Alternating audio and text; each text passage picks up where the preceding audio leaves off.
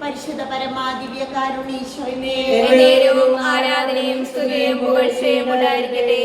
പ്രിയപ്പെട്ടവരെ, ഇപ്പോൾ ആത്മഹത്യ നിരക്ക് കൂടിക്കൂടി വരികയാണ്. ഈ അടുത്ത് ഈ ദേശത്തൊരു ആത്മഹത്യ നടന്നു. എന്തുകൊണ്ടാണ് ഇങ്ങനെ ആത്മഹത്യകളുടെ നിരക്ക് കൂടിക്കൂടി വരുന്നത്? ദൈവത്തിലുള്ള വിശ്വാസക്കുറവ്, പരിശുദ്ധ കുർബാനയിലുള്ള വിശ്വാസക്കുറവ്, കൗദാശിക ജീവിതം ഉപേക്ഷിച്ചുകൊണ്ട് ജഡിക മനുഷ്യരായി ജീവിക്കുമ്പോഴാണ് വിശ്വാസത്തിൻ്റെ വരം നമുക്ക് നഷ്ടപ്പെടുകയാണ്.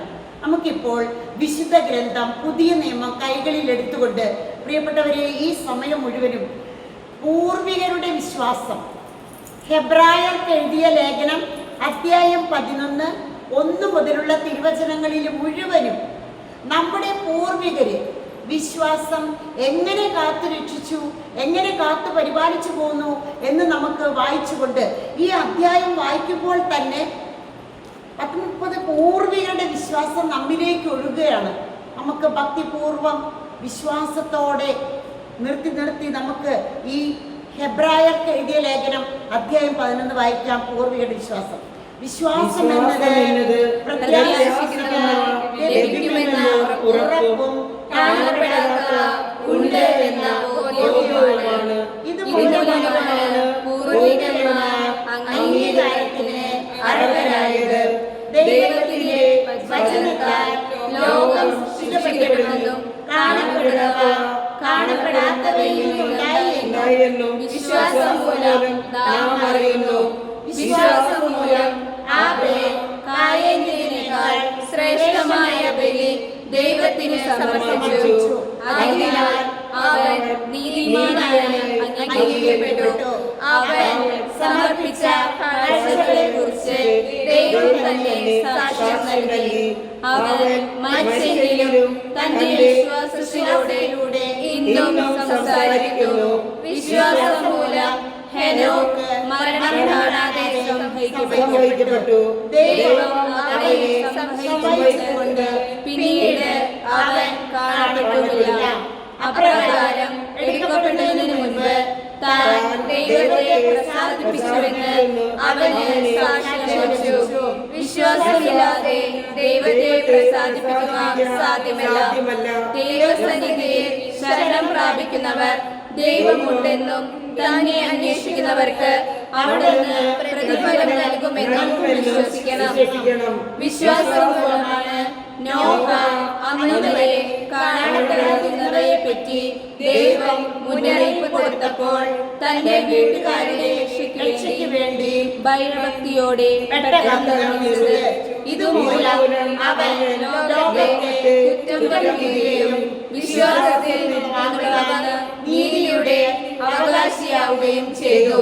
വിശ്വാസം മൂലം അബ്രഹാം തനിക്ക് അവകാശമായി ലഭിക്കാനുള്ള സ്ഥലത്തേക്ക് പോകാൻ വിളിക്കപ്പെട്ടപ്പോൾ അനുസരിച്ചു. എവിടേക്കാണ് പോകേണ്ടതെന്ന് അറിയാതെ തന്നെയാണ് അവൻ പുറപ്പെട്ടത്. വിശ്വാസത്തോടെ അവൻ വാഗ്ദത്ത ഭൂമിയിൽ വിദേശിയെ പോലെ കഴിഞ്ഞു. അതേ വാഗ്ദാനത്തിലെ അവകാശിയായ ഇസഹാക്കിനോടും യാക്കോബിനോടുമൊത്ത് അവൻ കൂടാരങ്ങളിൽ താമസിച്ചു. ദൈവം സംവിധാനം ചെയ്തതും നിർമ്മിച്ചതും അടിസ്ഥാനമുറപ്പിച്ചതുമായ ഒരു നഗരത്തെ അവൻ പ്രതീക്ഷിച്ചിരുന്നു. തന്നോട് വാഗ്ദാനം ചെയ്തവർ വിശ്വസ്തനാണെന്ന് വിചാരിച്ചുകൊണ്ട് പ്രായം കഴിഞ്ഞിട്ടും സാറ വിശ്വാസം മൂലം ഗർഭധാരണത്തിന് വേണ്ട ശക്തി പ്രാപിച്ചു.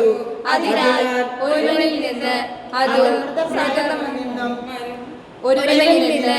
ആകാശത്തിലെ നക്ഷത്രജാലങ്ങൾ പോലെയും കടലോരത്തെ സംഖ്യാതീതമായ മണൽനദികൾ പോലെയും വളരെ ജനിച്ചു. ഇവരെല്ലാം വിശ്വാസത്തോടെയാണ് മരിച്ചത്. അവർ വാഗ്ദാനം ചെയ്യപ്പെട്ടത് പ്രാപിച്ചില്ല. എങ്കിലും ദൂരെ നിന്ന് അവയെ കണ്ട് അഭിവാദനം ചെയ്യുകയും തങ്ങൾ ഭൂമിയിൽ അന്യരും പരദേശികളുമാണെന്ന് ഏറ്റുപറയുകയും ചെയ്തു. ഇപ്രകാരം പറയുന്നവർ തങ്ങൾ പിതൃദേശത്തെയാണ് അന്വേഷിക്കുന്നതെന്ന് വ്യക്തമാക്കുന്നു. തങ്ങൾ പോകുന്ന സ്ഥലത്തെ കുറിച്ചാണ് അവർ വിശ്വസിച്ചിരുന്നെങ്കിൽ അവിടേക്ക് തന്നെ മടങ്ങി ചെല്ലാൻ അവസരം ഉണ്ടാകുമായിരുന്നു. ഇപ്പോഴാകട്ടെ അവർ അതിനേക്കാൾ ശ്രേഷ്ഠവും സ്വർഗീയവുമായ വിലയിരുന്നു. അവരുടെ ദൈവമെന്ന് വിളിക്കപ്പെടുന്നതിൽ ദൈവം ലജ്ജിക്കുന്നില്ല. അവർക്കായി അവിടുന്ന് ഒരു നഗരം തയ്യാറാക്കിയിട്ടുണ്ടല്ലോ. വിശ്വാസം മൂലമാണ് പരീക്ഷിക്കപ്പെട്ടപ്പോൾ അബ്രാഹാം ഇസഹാക്കിനെ സമർപ്പിച്ചത്. ഇസഹാക്കിനോടെ നിന്റെ സന്തതി വിളിക്കപ്പെടും എന്ന വാഗ്ദാനം സ്വീകരിച്ചിട്ടും അവൻ തന്റെ ഏകപുത്രനെ ബലിയർപ്പിക്കാൻ ഒരുങ്ങി. മരിച്ചവരിൽ നിന്ന് മനുഷ്യരെ ഉയർപ്പിക്കാൻ പോലും ദൈവത്തിന് കഴിയുമെന്ന് അവൻ വിചാരിച്ചു. അതുകൊണ്ട് അലങ്കാരികമായി പറഞ്ഞാൽ ഇസഹാക്കിനെ അവന് തിരിച്ചു കിട്ടി. വരാനിരിക്കുന്ന കാര്യങ്ങളെക്കുറിച്ചുള്ള വിശ്വാസത്താൽ ഇസഹാക്ക് യാക്കോബിനെയും ഏസാവിനെയും അനുഗ്രഹിച്ചു. അസന്നനായ യാക്കോബ് തന്റെ വഴിയിൽ ഊന്നി ആരാധിച്ചുകൊണ്ട് ജോസഫിന്റെ മക്കളെ ഓരോരുത്തരെയും വിശ്വാസത്തോടെ അനുഗ്രഹിച്ചു. ജോസഫ് മരിക്കുമ്പോൾ വിശ്വാസം മൂലം ഇസ്രായേൽ മക്കളുടെ പുറപ്പാടിനെ മനസ്സിൽ കണ്ടുകൊണ്ട് തന്റെ അസ്ഥികൾ എന്തു ചെയ്യണമെന്ന് നിർദ്ദേശങ്ങൾ കൊടുത്തു. വിശ്വാസം മൂലം മോശയെ അവൻ ജനിച്ചപ്പോൾ മാതാപിതാക്കന്മാർ 3 മാസത്തേക്ക് ഒളിച്ചു വെച്ചു. എന്തെന്നാൽ കുട്ടി സുന്ദരനാണെന്ന് അവർ കണ്ടു. രാജകൽപ്പനയെ അവർ ഭയപ്പെട്ടില്ല. മോശ വളർന്നു വന്നപ്പോൾ ഫറവോയുടെ മകളുടെ മകന് എന്ന് വിളിക്കപ്പെടുന്നത് വിശ്വാസം മൂലം അവൻ നിഷേധിച്ചു. പാപത്തിന്റെ നൈമിഷിക സുഖങ്ങൾ ആസ്വദിക്കുന്നതിനേക്കാൾ ദൈവജനത്തിന്റെ കഷ്ടപ്പാടുകളിൽ പങ്കുചേർന്നതിനാണ് അവൻ ഇഷ്ടപ്പെട്ടത്. ക്രിസ്തുവിനെ പ്രതി സഹിക്കുന്ന നിന്ദനങ്ങൾ ഈജിപ്തിലെ നിധികളെക്കാൾ വിലയേറിയ സമ്പത്തായി അവൻ കരുതി. തനിക്ക് ലഭിക്കാനിരുന്ന പ്രതിഫലത്തിലാണ് അവൻ ദൃഷ്ടി പതിച്ചത്. രാജകോപം ഭയപ്പെടാതെ വിശ്വാസത്താൽ അവൻ ഈജിപ്ത് വിട്ടു. അദൃശ്യനായവനെ ദർശിച്ചാൽ എന്ന പോലെ അവൻ സഹിച്ചിരുന്നു. ആദ്യ രാജാക്കന്മാരെ കൊല്ലുന്നവന് അവരെ സ്പർശിക്കാതിരുന്നതിന് വിശ്വാസത്തിൽ അവൻ സഹായം ചെയ്യുകയും രക്തം തളിക്കുകയും ചെയ്തു. വിശ്വാസത്താൽ അവർ മരണഭൂമിയിലൂടെ എന്നാൽ ഈജിപ്തുകാർ അപ്രകാരം ചെയ്യാൻ ശ്രമിച്ചപ്പോൾ കടൽ അവരെ വീഴിക്കളഞ്ഞു. വിശ്വാസത്തോടെ ഇസ്രായേൽ ജനം ജെറിക്കോയുടെ കോട്ടകൾക്ക് 7 ദിവസം വലതു വെച്ചപ്പോൾ അവ ഇടിഞ്ഞു വീണു. വേശ്യയായ രാഹാബ് വിശ്വാസം നിമിത്തം ചാരന്മാരെ സമാധാനത്താൽ സ്വീകരിച്ചതുകൊണ്ട് അവർ അവിശ്വാസികളോടൊപ്പം നശിച്ചില്ല. കൂടുതലായി എന്താണ് ഞാൻ പറയേണ്ടത്? ഗിദെയോൻ, ബാരക്, സാംസൺ, ജെഫ്ത, ദാവീദ്, സാമുവൽ ഇവരെ കുറിച്ചും പ്രവാചകന്മാരെ കുറിച്ചും പ്രതിപാദിക്കാൻ സമയം പോരാ. അവർ വിശ്വാസത്തിലൂടെ രാജ്യങ്ങൾ പിടിച്ചടക്കി, നീതി നടപ്പാക്കി, വാഗ്ദാനങ്ങൾ സ്വീകരിച്ചു. സിംഹങ്ങളുടെ വായകൾ ശക്തി വാളിന്റെ വായകളിൽ നിന്ന് രക്ഷപ്പെട്ടു. ബലഹീനതയിൽ നിന്ന് ശക്തി ആർജിച്ചു. യുദ്ധത്തിൽ ശക്തരായ വിദേശ സേനകളെ കീഴ്പ്പെടുത്തി. സ്ത്രീകളെ തങ്ങളുടെ മരിച്ചുപോയവരെ പുനരുജ്ജീവനത്തിലൂടെ തിരിച്ചുകിട്ടി. ചിലർ മരണം വരെ പ്രത്യക്ഷപ്പെട്ടു. മെച്ചപ്പെട്ട പുനരുദ്ധാനം പ്രാപിക്കാൻ വേണ്ടി പീഡയിൽ നിന്ന് രക്ഷപ്പെടാൻ അവർ ഉണ്ടാക്കിയില്ല.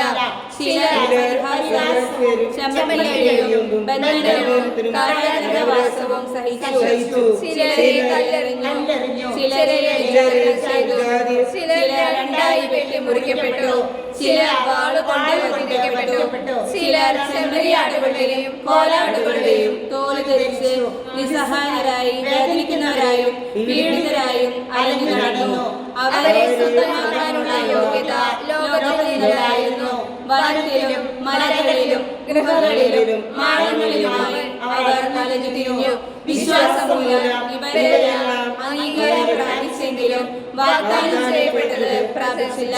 കാരണം നമ്മെ കൂടാതെ അവർ പരിപൂർണരാക്കപ്പെടരുത് എന്ന് കണ്ട ദൈവം നമുക്കായി കുറെ കൂടെ ശ്രേഷ്ഠമായ വാഗ്ദാനത്തെ കണ്ടുവച്ചിരുന്നു.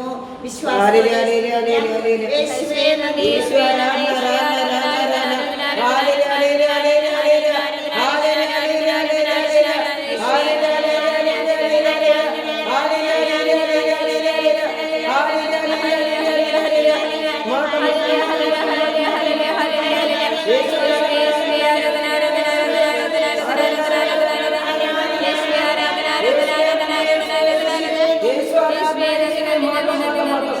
മാത്രം